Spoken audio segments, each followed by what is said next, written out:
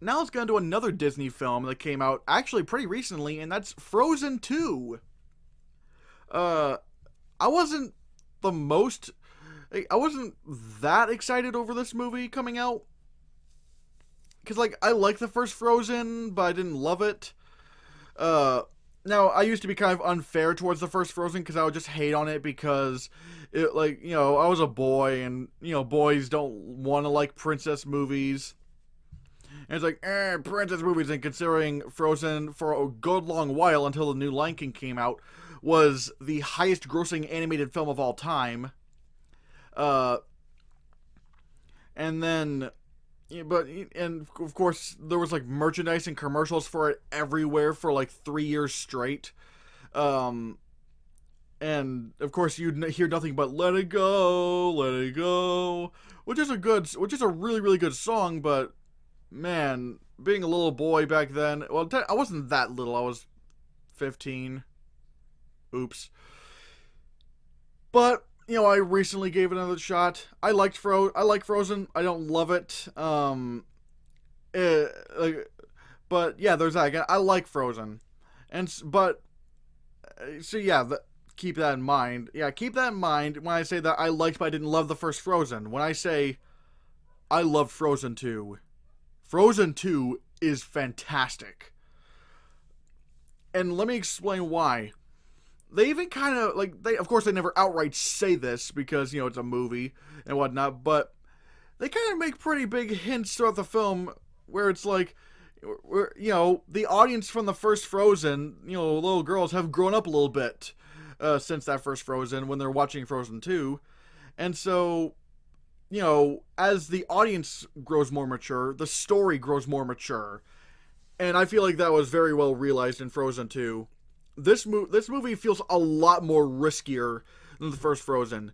It presents a lot of challenges towards kids. And what I mean by challenges is like, moral questions that are asked. And I feel like I'm not going to give it away here, but I love that about Frozen 2. I love the kind of questions and lessons it presents, and I feel like they are very good lessons for kids. Let me just talk about some of the other aspects of the film. Uh, the characters are all really, really likable. Like, again, I don't know if it's because of maturing as the years went on, but I don't know. These characters are very, very entertaining to watch. They're very funny, and whenever they go through a turmoil, I really do feel it. Uh, let's talk about the animation. Holy God, the animation in this movie is stunning. Like, there's like you see this in the trailer where like you see lots of really big waves and water and whatnot. I at times had to remind myself, oh wait, no, this isn't live action. This is CGI water. The CGI water looks really, really good. The particle effects and whatnot. Um, they also do some pretty clever stuff with the ice powers that Elsa has. Like, I'm just gonna say, there's some scenes where like she's in a completely black environment, not in a dark room, but I mean like literally the environment around her is black, and she uses her ice powers, and you can actually see if they use a little bit of 2D animation with the little ice particles and whatnot. It's really, really nice to see. It's really cool. The humor in this movie, oh my God, it gets really surreal, especially with this one song that Kristoff sings. I think his name is Kristoff with the Caribou. Oh my God, like, I don't know how to describe the song that Kristoff has in this movie. It's weird and it is hilarious. That's what I'm saying with the humor in Frozen 2. I thought it was really, really funny. Even Olaf was really funny in this movie, and you even see a little bit of depth with him, which I really liked. Now let's talk about the music. This music feels epic. I know it's a silly term, but I'm telling you, I think this movie, like the music in this film, feels really epic. And there's even this recurring tune, or should I say, like a recurring, how do I describe it? There's a recurring kind of harmonizing that you hear in the movie, and it's actually kind of chilling after a while. It's like, ooh, man, like, I don't know what it is, but it's like, they really managed to make this one little harmonization that someone says, and have it be throughout the film, and it feels really, really like mystical and whatnot, like mythical, I should probably say. And of course, when you get to the song, what's it called, Into the Unknown. Like, I wasn't expecting Into the Unknown to be that great, but oh my god, like, I'm actually, like, I'm constantly listening to this song.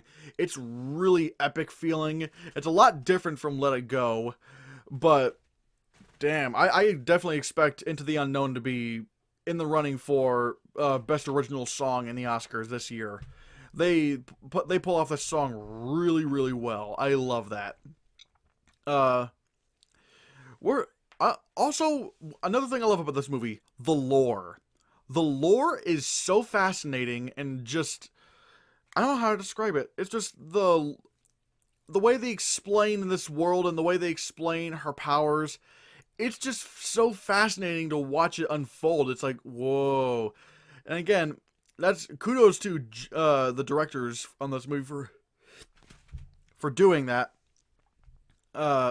If I were to say a couple of things I didn't like about this movie, there's one scene where Anna is misinterpreting something that somebody says in a comedic scene, but like she's not that airheaded. Like I'm like she'll make some mistakes and whatnot, but she's not that stupid. Like, she has common sense to know what somebody's actually talking about. So yeah, that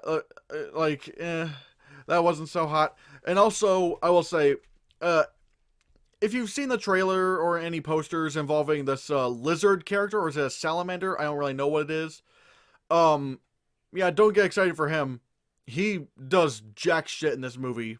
He does nothing for the plot. He just appears. He has one main scene, and appears a couple of other times, but it's nothing that affects the plot in any way. Like, you could cut him out, and the movie would be right exactly where it is. He just kind of wastes screen time, and I feel like he only serves as something cute for the audience. So yeah, I didn't really care for him all that much. He just did absolutely nothing for the plot. But other than those two gripes, I would seriously recommend seeing Frozen 2. I thought this is a vast improvement over the first one. It feels more epic in scale. The characters are very well developed. The animation is absolutely gorgeous. The music is just, like I said, chilling at times. And also really, really funny. Like, the comedy is fantastic. And the lore is really, really good. And like I said, I'm not going to go into it, but, there's a couple of moral questions that are brought up in this movie. Well, actually, it's really one main one. And it's a really good lesson for kids to learn. It's not where I was expecting it to go, but I'm glad that I'm glad that they did that. I thought that was a really, really solid message for kids. And again, I feel like it's a good lesson for adults as well. I've never really seen this tackled in like a Disney animation before. Like, this is something really, really new, and I would seriously recommend checking out Frozen 2. I think it's great. I still need to see Toy Story 4. I'm going to see Toy Story 4 at some point. But right now, anyways, considering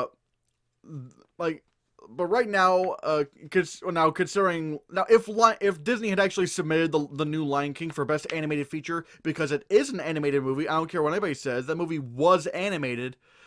Considering Disney didn't put forth the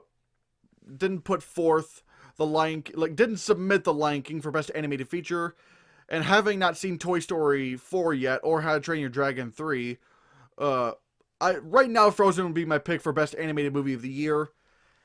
Only considering that Disney didn't submit the new Lion King. If they did, that would by far be my choice. But oh well. So yeah, guys, have you seen Frozen 2? Let me know in the comments below and let me know your thoughts. And right now, I'm just going to get myself a little drinky poo.